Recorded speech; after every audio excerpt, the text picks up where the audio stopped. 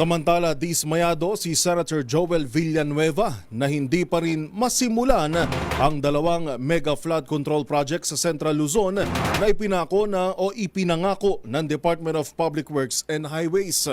Paliwanag naman ni DPWH Secretary Manuel Bonoan, kakailanganin pa ng 1 taon para makumpleto ang disenyo nito, kabilang ang feasibility study para sa nasabing proyekto. Ang buong detalye sa report ni Raymond Dadpaas. Hindi tinago ni Senador Joel Villanueva ang kanyang pagkadismaya at hindi pa rin masisimula ng dalawang malalaking flood control project na Pampanga River Floodway at San Antonio Swamp Ring Dike Project. Makatutulong sana ito pang maibsan ang matinding pagbaha na nararanasan nila sa Central Luzon. Binusisi ni Villanueva ang DPWH sa hearing ng Senate Committee on Public Works ni Senador Ramon Bong Revilla Jr. dahil ipinangako ito noong nakaraang taon ni Secretary Manuel Bonoan. Git ng senador, wala ng pandemya para mabinbin pa ang nasabing major flood control projects. Paliwanag ni Secretary Bonoan, mangangailangan pa ng 1 taon para matapos ang detailed engineering design ng proyekto at ngayong taon ay patapos pa lamang ang feasibility study. Nangako ulit ng panibagong timeline si Bonoan na posibleng sa 2027 pa masimulan ang pagtatayo ng proyekto.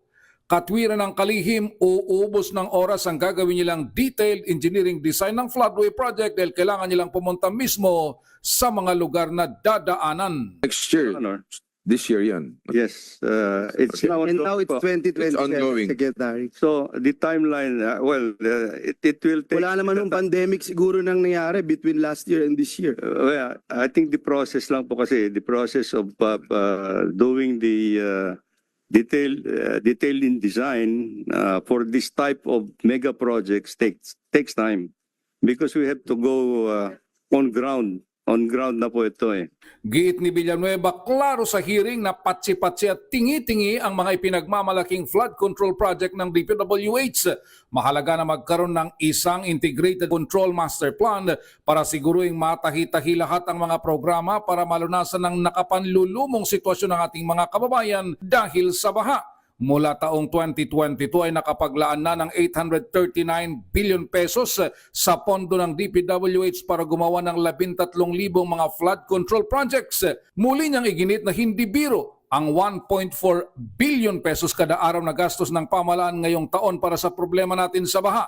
Para kay Villanueva, sa laki ng price tag ng mga flood control projects sa bansa, dapat lang matiyak ng DPWH na game changer ang mga ito sa paglutas ng problema sa baha. Para sa MBC TV Network News, ito si Raymond Dadpaas, una sa Pilipinas, una sa Pilipino.